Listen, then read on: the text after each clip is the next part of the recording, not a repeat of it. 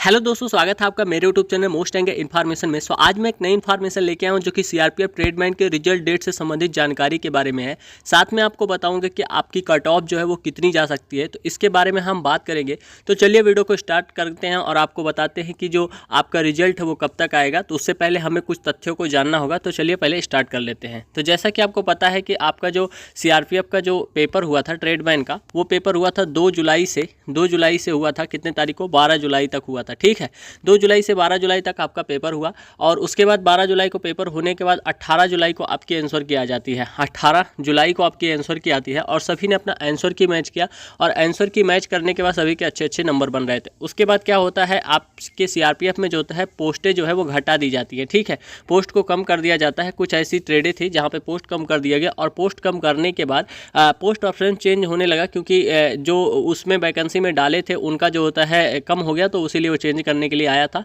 तो 10 अगस्त से लेकर 2 सितंबर तक जो होता है आपका पोस्ट प्रेफरेंस चेंज हुआ था। ठीक है, पोस्ट प्रेफरेंस चेंज हुआ और चेंज होने के बाद उसके बाद सीआरपीएफ ट्रेडमैन के बारे में कुछ भी पता नहीं चला कि आपका रिजल्ट कब तक आएगा, आपका फिजिकल कब होगा आपका। लेकिन जो चर्चाएं चल रही थी कि आपका जो फिजिकल होगा वो बहुत जल्दी हो जाएगा दिसंबर में, उसके बाद जो होता है आपकी ज्वाइनिंग जनवरी फरवरी तक हो जाएगी। लेकिन अभी तक इसका कुछ अता पता नहीं है। तो आपका मतलब रिजल्ट कब तक आ सकता है, इसके बारे में अगर हम बात करें तो आपने यहाँ पर देखा होगा सबसे जो मेन जड़ थी वो हेड कांस्टेबल मिनिस्ट्रियल की थी। ठीक है, और हेड कांस्टेबल मिनिस्ट्रियल देखिए यहाँ पे दिखाई पड़ेगा आपको, यहाँ पे result of the computer based examination for the head constable ministerial LDEC है। और उसके बाद जो होता है यहाँ पे नीचे वाला जो है, यहाँ पे जो होता है इसका जो होता है एक हेड कांस्टेबल मिनिस्ट्रियल ASI वाला है। तो इसका जो रिजल्ट है वो फाइनली जो होता है जारी कर दिया गया है। कितने दिन बाद? लगभग जो पेपर हुआ था फरवरी मंथ में और उसके बाद रिजल्ट जो जारी हुआ है वो हुआ है नवंबर मंथ में। मतलब फरवरी के बाद मार्च, अप्रैल, मई, जून, जुलाई, अगस्त, सितंबर, अक्टूबर, नवंबर, मतलब 5, 4, 9 महीने बाद इनका जो रिजल्ट है वो जारी कर दिया गया है। इसके बाद जो एक वैकेंसी थी वो वैकेंसी थी आपकी पैरामेडिकल स्टाफ की थी, सीआरपीएफ पैरामेडिकल स्टाफ। ठीक है, सीआरपीएफ पैरामेडिकल स्टाफ की भर्ती थी और वो उसका भी रिजल्ट है अभी तक नहीं आया है। ठीक है, तो पूरा जो चांस लगता है इसके बाद जो होता है वो पैरामेडिकल वालों का लगता है। तो पैरामेडिकल का रिजल्ट मुझे लगता है दिसंबर के फर्स्ट वीक में जो होता है जारी हो सकता है, दिसंबर के फर्स्ट वीक में जारी हो सकता है। और फर्स्ट वीक में जारी होने के बाद मुझे लगता है कि इनका सिर्फ ट्रेड टेस्ट शायद बचा हुआ है और मेडिकल बचा हुआ है, तो इनका बहुत कुछ नहीं है। बाकी जो ट्रेडमैन वाले हैं इनका जो होता है ट्रेडमैन का अभी फिजिकल बचा हुआ है, फिजिकल के बाद ट्रेड टेस्ट बचा हुआ है और ट्रेड के बाद जो होता है मेडिकल बचा हुआ है। तो मुझे लगता है आपके जो सारे प्रोसेस हैं वो एक साथ कंप्लीट कर लिए जाएंगे, क्योंकि आपने अगर CM और ASI में देखा होगा तो वहाँ पे जब रिजल्ट आया है तो टाइपिंग, उसके बाद फिजिकल, ये सभी जो होता है एक ही साथ दिया हुआ है। तो ऐसा लगता है कि मुझे कि आपका फिजिकल और फिजिकल हो गया, ट्रेड टेस्ट हो गया, उसके बाद जो होता है मेडिकल हो सकता है लास्ट में हो, लेकिन फिजिकल ट्रेड टेस्ट एक साथ कंप्लीट करा लिया जाए।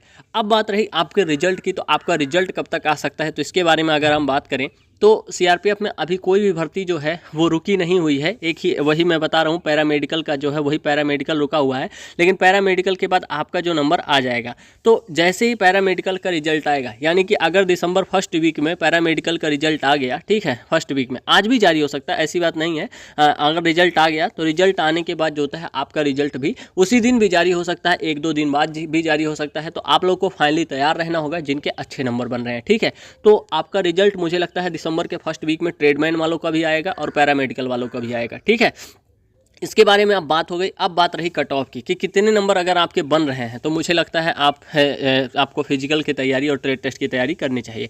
तो मैं जो आपको कट ऑफ बताऊंगा वो रेड जोन, ठीक है, रेड जोन, ग्रीन जोन हो गया, उसके बाद जो होता है ब्लू जोन हो गया। ठीक है, ब्लू जोन हो गया, ये कट ऑफ बताऊंगा। तो रेड जोन में अपने जो स्टेट आते हैं, उत्तर प्रदेश, मध्य प्रदेश, राजस्थान, बिहार हो गया, दिल्ली हो गया, हरियाणा हो गया।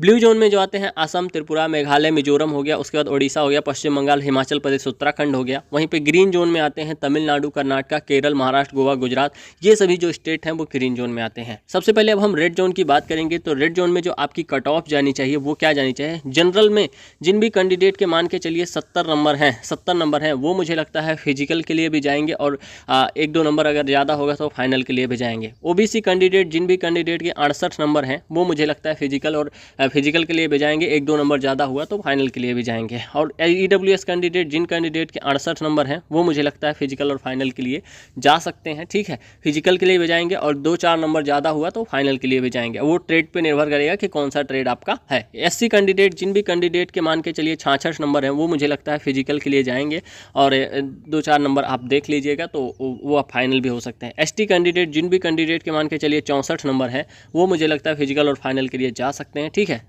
तो ये हो गया रेड जोन की कट ऑफ। अगर हम ब्लू जोन की बात करें तो ब्लू जोन में मैंने आपको स्टेट बताया कि असम, त्रिपुरा, मेघालय, मिजोरम हो गया, पश्चिम बंगाल, उड़ीसा हो गया, उसके बाद हिमाचल प्रदेश, उत्तराखंड, जम्मू कश्मीर, ये सभी ब्लू जोन में ही आते हैं। तो ब्लू जोन में जनरल की अगर हम कट ऑफ देखें तो जनरल की कट ऑफ मुझे लगता है जिन कैंडिडेट के 65 नंबर है उनका जो होता है कॉल आ सकता है। OBC कैंडिडेट, जिन भी कैंडिडेट के मान के चलिए 64 नंबर है उनका कॉल आ सकता है। EWS कैंडिडेट, जिन भी कैंडिडेट के 64 नंबर है उनका कॉल आ सकता है। वहीं पे SC कैंडिडेट, जिन भी कैंडिडेट के मान के चलिए जो होता है 63 नंबर है वो मुझे लगता है उनके कॉल आ सकते हैं। वहीं पे ST कैंडिडेट, जिन भी कैंडिडेट के 61 नंबर है वो मुझे लगता है उनके कॉल आ सकते हैं। ठीक है, उसके बाद अगर हम देखें लास्ट जो है वो है ग्रीन जोन। तो ग्रीन जोन की आपकी कट ऑफ जो है वो लो ही रही देखने को मिलेगी, चाहे आपने SSC GD में देखा होगा और चाहे आपने BSF ट्रेडमैन में देखेंगे। तो जनरल के जिन भी कैंडिडेट के मान के चलिए 60 नंबर हैं वो मुझे लगता है ग्रीन जोन में आ सकते हैं और उसके बाद जो होता है उनका कॉल आ सकता है। जिन भी कैंडिडेट के 58 नंबर हैं OBC में जो होता है उनका नाम आ सकता है। EWS कैंडिडेट, जिन भी कैंडिडेट के 58 नंबर हैं वो मुझे लगता है सेफ जोन में है। वहीं पे अगर हम देखें तो SC कैंडिडेट, जिन भी कैंडिडेट के 56 नंबर हैं वो मुझे लगता है सेफ जोन में है। वहीं पे ST कैंडिडेट, जिन भी कैंडिडेट के 54 नंबर हैं वो मुझे लगता है सेफ जोन में है। तो ये रही ओवरऑल जो होता है कट ऑफ है जो कि CRPF ट्रेडमैन के है। ये एक ऑफिशियल कट ऑफ नहीं है, मेरे द्वारा बनाई गई कट ऑफ है। तो आपको जो होता है अपने फिजिकल की तैयारी इसी को सोच के करना होगा, क्योंकि आपका फिजिकल बहुत दिन नहीं रह गया है। जैसे ही आपका रिजल्ट आएगा उसी के 2 दिन, 3 दिन, 4 दिन बाद आपका जो होता है फिजिकल का भी डेट आ जाएगा। तो फाइनली आप लोग तैयार रहिए। और ये ओवरऑल वीडियो थी जो कि मुझे लगा कि आपको देनी चाहिए। सो आई होप कि वीडियो आपको अच्छी लगी होगी। अगर वीडियो अच्छी लगे तो वीडियो लाइक करना, शेयर करना, सब्सक्राइब करना। मिलते हैं नेक्स्ट वीडियो में। धन्यवाद, नमस्कार, जय हिंद।